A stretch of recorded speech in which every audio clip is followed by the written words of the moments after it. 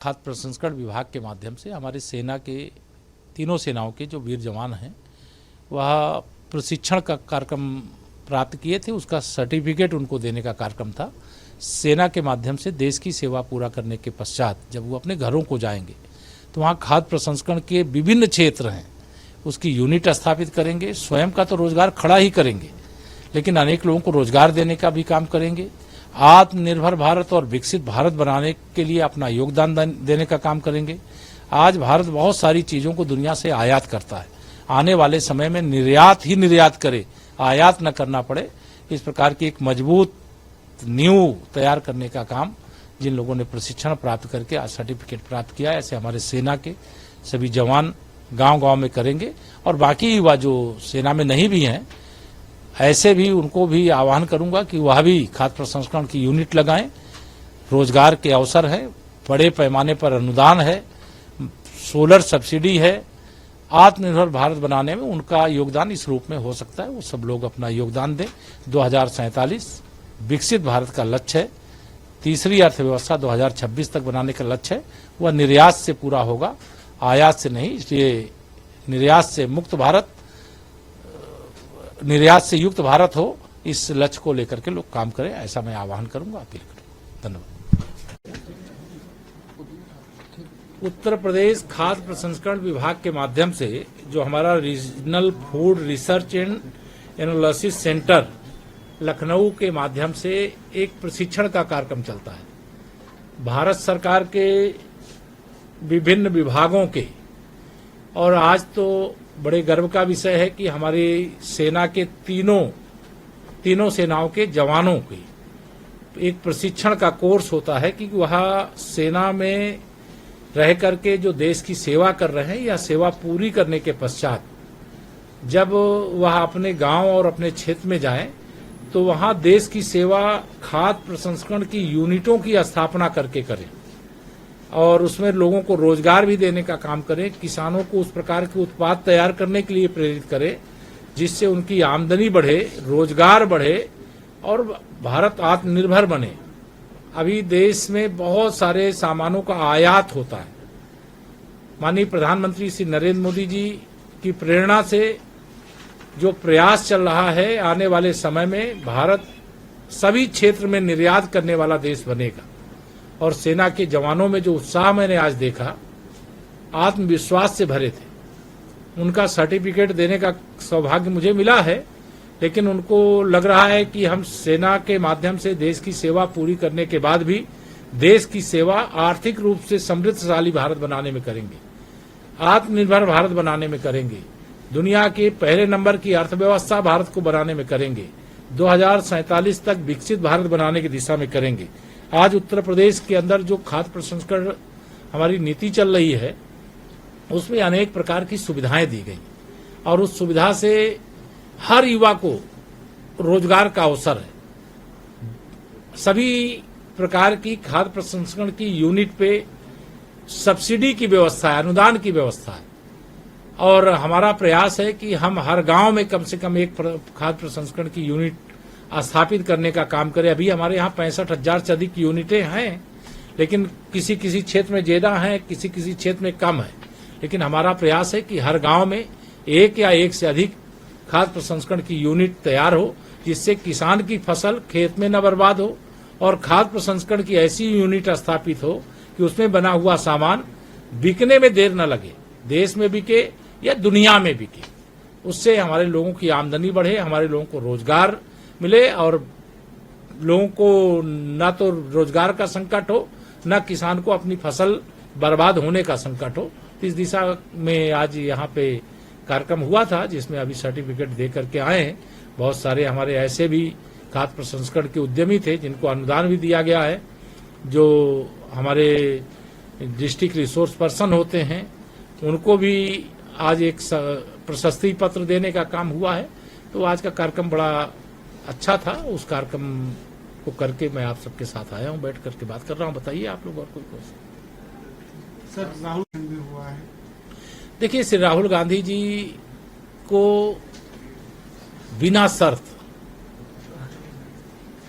देशवासियों से क्षमा मांगनी चाहिए माननीय प्रधानमंत्री श्री नरेंद्र मोदी जी की जो माता जी हैं, आज वो उस धराधाम में नहीं है, वो राजनीति में भी नहीं थी, और कांग्रेस और राष्ट्रीय जनता दल के मंच से जिस प्रकार से उनकी स्वर्गीय माता के प्रति गाली गलौज किया गया, अपशब्दों का प्रयोग किया गया, यह सब माननीय प्रधानमंत्री श्री नरेंद्र मोदी जी से भी बहुत चिढ़ते हैं। इनको लगता है कि एक गरीब का बेटा, एक पिछड़े वर्ग का व्यक्ति देश का प्रधानमंत्री लगातार तीसरी बार कैसे बन गया। देश का माहौल खराब करने का श्री राहुल गांधी जी एंड कंपनी लगातार प्रयास करती है, और उन्होंने जो प्रधानमंत्री जी की स्वर्गीय माता जी का अपमान किया, उसका लोगों ने विरोध किया है और उन्हें तत्काल माफी मांगना चाहिए। मैं भी उनके द्वारा माफी ना मांगना, मुझे आश्चर्य लगता है। अगर एक बार वो माफी मांग लेते तो शायद देशवासियों का गुस्सा कम होता। यह केवल अपमान मोदी जी की माता जी का नहीं है, इस देश की हर माँ का अपमान है, और इस देश का हर जो भी बेटी बेटा है वह इस कृत्य का विरोध करते हैं और इसका विरोध होता रहेगा। रायबरेली में पोस्टर भी लगे हैं जिसमें अखिलेश, तेजस्वी और राहुल गांधी को ब्रह्मा विष्णु महेश दिखाया गया है। देखिए, ये बहुत सब तनाव में है। श्री राहुल गांधी जी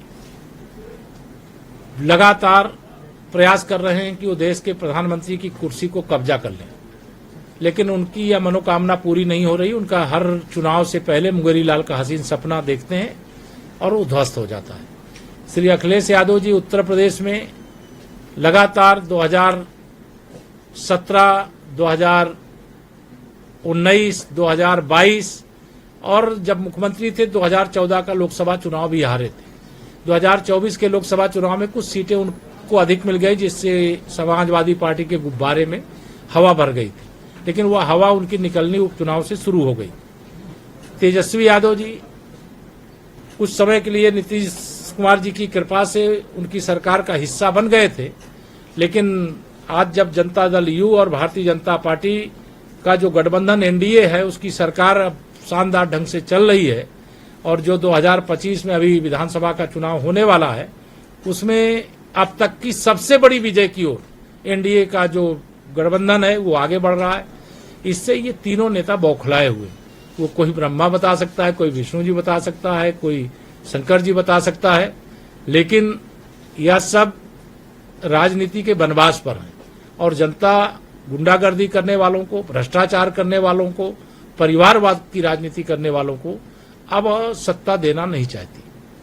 अखिलेश यादव अपनी प्रेस कॉन्फ्रेंस में सरकार को नाम लेकर धमका रहे हैं, उनको क्या कहेंगे सरकार? उनको इतना ही कहेंगे, उनको क्या कहें। अगर उनको मतलब विरोध करना है तो वो भारतीय जनता पार्टी का करें, विरोध करना है तो मुख्यमंत्री जी का करें, विरोध करना है तो किसी मुद्दे का विरोध करें, किसी व्यक्ति का विरोध करना है। वो सत्ता में आने वाले नहीं, सत्ता में आएंगे तो ये कर लेंगे। इस तरह की बचकाना बातें कोई प्रदेश का पूर्व मुख्यमंत्री जब करता है तो सबको आश्चर्य लगता है कि इतनी हल्की बातें करने की कोई आवश्यकता नहीं।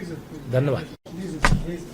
देखिए, देश के उपराष्ट्रपति के रूप में ऐतिहासिक विजय प्राप्त करने वाले सीपी राधाकृष्णन जी को मैं अपनी ओर से, उत्तर प्रदेश की 25 करोड़ जनता की ओर से हार्दिक बधाई देता हूँ। यह ऐतिहासिक जीत है। माननीय प्रधानमंत्री श्री नरेंद्र मोदी जी के नेतृत्व में जो राष्ट्रीय जनतांत्रिक गठबंधन एनडीए है, जितने वोट हमारे थे उससे ज्यादा प्राप्त हुए, और कल मैं जोड़ रहा था कि 452 वोट प्रतिशत कितना होता है, तो 60% से अधिक था। तो मैं कल एक नारा लगाया था कि 100 में से 60% हमारा है, 40% में बंटवारा है, बंटवारे में भी हमारा है। उस उपराष्ट्रपति का चुनाव जीते हैं, अब बिहार का विधानसभा चुनाव जीतेंगे, और 2027 में उत्तर प्रदेश का चुनाव भी 2017 की विजय को दोहराते हुए जीतने का काम करेंगे।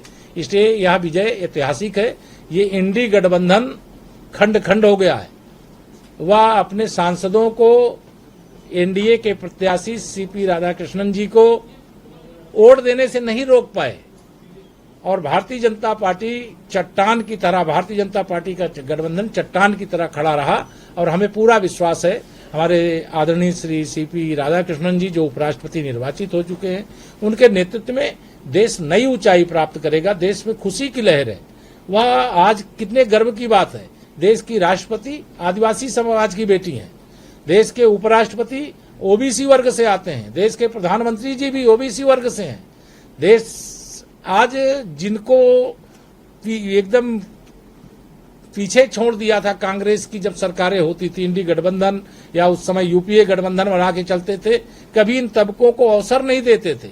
आज चाहे आदिवासी हो, चाहे अनुसूचित वर्ग का हो, चाहे पिछड़े वर्ग का हो, चाहे महिला हो, चाहे गांव में रहने वाला हो, चाहे शहर में रहने वाला हो, सबको अवसर मिल रहा है। इसलिए सबका साथ, सबका विकास का परिणाम यह होगा कि बिहार के अंदर जो 2025 में चुनाव होने जा रहा है, आपको मैं ये कह सकता हूं कि सबसे बड़ी विजय 2025 के विधानसभा चुनाव में एनडीए गठबंधन को बिहार के अंदर श्री नीतीश कुमार जी के नेतृत्व में माननीय मोदी जी के प्रति विश्वास को जताते हुए लोग देंगे। धन्यवाद। देखिए, अच्छा है कि कल उन्होंने ये नहीं लगाया नारा, क्योंकि कल तो बैलेट पे पहले ईवीएम को आरोप लगाते थे। अब ईवीएम से चुनाव नहीं हुआ, कल बैलेट पेपर से हुआ। माननीय सांसद गणों ने बैलेट पेपर से अपना वोट देने का काम किया और उसमें भी उनका गठबंधन बिखर गया। तो इस प्रकार के जो नारे वो लगाते हैं, वो नारा उनकी व्यथा को प्रकट करता है। उनको अंदर से वो इतने व्यथित हैं कि अब हमारे देश की सत्ता जो है राहुल गांधी जी एंड कंपनी के हाथों में जाने वाली नहीं है, इसलिए वो बौखलाए हुए हैं। बौखलाहट में, घबराहट में पानी के बिना जैसे मछली तड़पती है, वैसे श्री राहुल गांधी जी, श्री अखिलेश यादव जी, श्री तेजस्वी यादव जी तड़प रहे हैं। अगर आप ये वीडियो YouTube पर देख रहे हैं तो हमारे चैनल को सब्सक्राइब कर बेल आइकन दबाएं और Facebook पर देख रहे हैं तो हमारे पेज को लाइक करें।